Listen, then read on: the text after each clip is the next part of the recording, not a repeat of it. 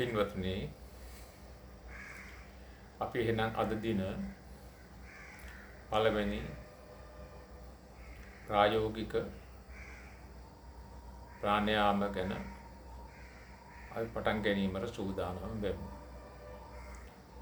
මේ කරුණක් සඳහන් කළ යුතුයි පටන් ගැනීමට පෙර මේ හුස්ම ගැනීම ඉහළට ගැනීම සහ පහළට හෙලීම පිළිබඳ ඉතාමත්ම කල්පනාකාරීව එක හා සමානව හුස්ම ඉහළට ගැනීමත් පහළට ගැනීමත් කළ යුතුයි. මේ හුස්ම ගැනීම පටන් ගත්ත වෙලේ ඉඳන් හුස්ම ගත්තට පස්සේ එවෙලෙම පහළට හෙලිය යුතුයි. පොඩ්ඩක් මම එකපාරක් කියලා දෙන්නම්.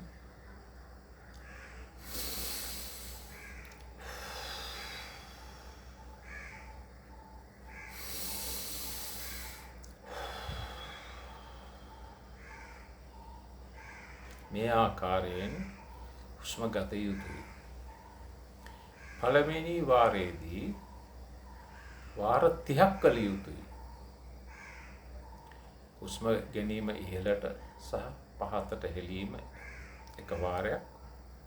එවැනි වාර 30ක් කරලා සම්පූර්ණ වෙනකොටම පහළට හෙලීමේදී අන්තිම 30ේදී තමන්ගේ හුස්ම නවතා ගත යුතුයි. ආපහු නැවත හුස්ම ඉහළට නොගෙන පහළට හෙළුවෙන් පස්සේ හුස්ම රඳවා ගත යුතුයි. මෙය විනාඩි 2ක් තියාගත යුතුයි. විනාඩි 2ක් තමන් ඒ හුස්ම නවතා ගත යුතුයි. විනාඩි 2කට පසු නැවතත් එක වාරයක් හුස්ම ඉහළට ගත යුතුයි. නැවත එක වාරයක් හුස්ම ඉහළට ගත යුතුයි. එක වාරයක් හුස්ම ඉහළට ගත්තයින් පස්සේ හුස්ම නවතා ගත යුතුයි. විනාඩියක්. හරියට තප්පර 60ක්. ඒ විනාඩිය ඉවර වුණායින් පස්සේ තමන්ට හුස්ම නැවත සාමාන්‍ය විදියට සුපුරුදු පරිදි පහත හෙලන්න පුළුවන්. ඒ පහත හෙළුවට පස්සේ ඒ හුස්ම ගැනීම ඉහළට සහ පහළට හෙළුවයින් පස්සේ සම්පූර්ණ වාරයක් වෙනවා.